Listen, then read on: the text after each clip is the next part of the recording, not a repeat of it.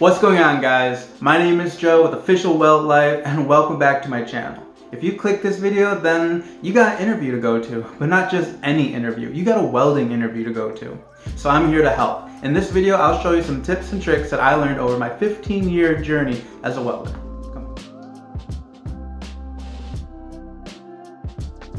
Alright, so first things first, congratulations, you got yourself an interview, you got your foot in the door, and this is the first step to hopefully the beginning of your new welding journey. Alright, secondly, you need to relax, just breathe, you got this. I know it can be overwhelming, you're excited, you're anxious, it'll be alright. Just remember, this is what I remember.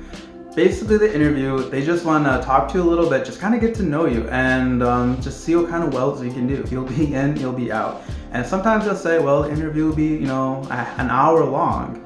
Most cases it's not. In my experience, most cases it's not. It's usually maybe 25 minutes to a half hour. All right, so we got that taken care of. So next, what do I wear and what do I bring?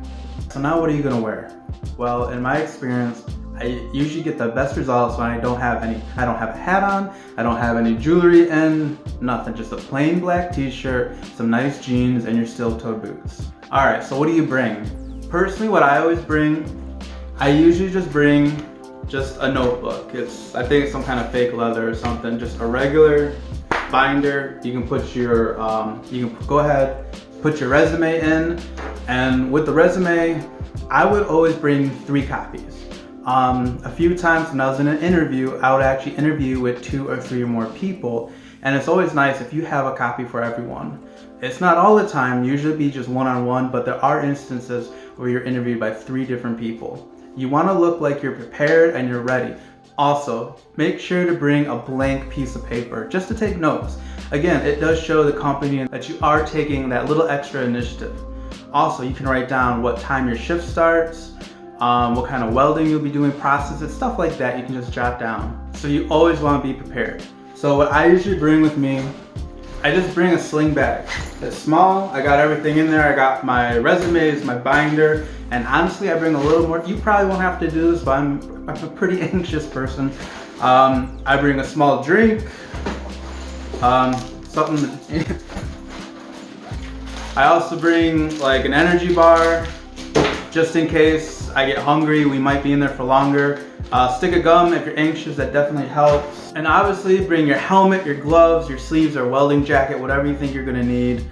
Bring it with you so that way, instead of having you go all the way to your car, go in the parking lot, grab your stuff, come all the way back through the building, you can just take it right then and there, sign your back, you're ready to go. Alright, so they're gonna ask you some questions. It's gonna be very basic. How long you've been welding, what can you weld, what processes, and for extra brownie points, I would do a little bit of research about that company that you're interviewing for. It will definitely impress them. Not only will it show that you do care about this position, but you're also interested in the company itself. Alright, so the big question, how much money do you ask for? 9 out of 10 times they're gonna ask you what are you looking for in pay before you do your weld test.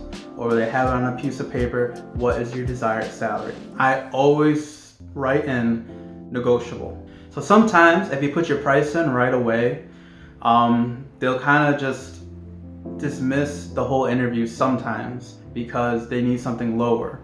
But if you put negotiable, it gives you a chance to get in there and explain yourself and more importantly, show them what you can do. So be sure to stay open-minded. A lot of times companies will ask, all right, we got you for welding, but would you be okay if we got you doing something else as well, or doing something before you start welding? Is that okay? I always say yes. So not only does it show the company that you're not just straight-minded, oh, I'm just gonna weld, that's all I'm gonna do, but you're open to new responsibilities, that you're willing to learn, and then most importantly, that you're teachable. The more stuff you know, the more valuable you will be to that company. Job security. So for me personally, that's the hardest part, is the drive there, you're all nervous, then you're talking, you're in a small office most likely, but once you get on the floor and once you drop that hood and start lighting your arc, honestly, everything just fades away. This is your environment, this is your territory, this is you. You're in there, you're doing your thing, you're a welder, all right? Ask questions before the test starts. What can you use for the test? How much time do you have? What are you capping with? Are you capping with stringers? Are you doing a weave? Anything. make sure to ask questions. At the end of the interview, how should you leave it? To shake hands and thank them for their time and the opportunity to show them what you can do. On your way out, try to pick up a business card, the name of your interviewer. That way you can send a thank you email the next day. I'm a big believer in the thank you email. Chances are they're going to be interviewing dozens of people for that position. So the next day, follow up with an email saying, again, thank you for the time and the opportunity. Not only does this show that you do care about the company and it's a very kind gesture, but it also kind of gives them a refresher, like, oh, hey, I remember this person. And it might just give you a little edge up above everybody else. All right, so worst case scenario, you didn't get the position. This is very important. Do not burn any bridges. Trust me. And let me tell you why. A few times I was interviewing for a position and I didn't get the spot. Somebody else did. But then, maybe about 2 weeks to a month later, I got a phone call and they said, hey, are you still interested in the position? The person we did hire, they just either they're always late, they don't show up, or they just vanish. Something like that. And then you'll be next for that position. So never burn bridges, never burn connections, never write them off, because you just never know. I have had this happen to me a few times, and I wish you all the best of luck. I know you can do it, you're gonna kill it. I hope this helped out a little bit. All right, everyone, thank you so much for watching. If you like this video, then please do me a solid and hit that thumbs up and subscribe. It really, really, truly helps. I can't wait to show you my next video. So until then, keep on burning and have a great one. Learn new responsibilities and that you have. Why? Because I've had it a few times. Oh my God. A thank you email the next day. So why are you gonna send a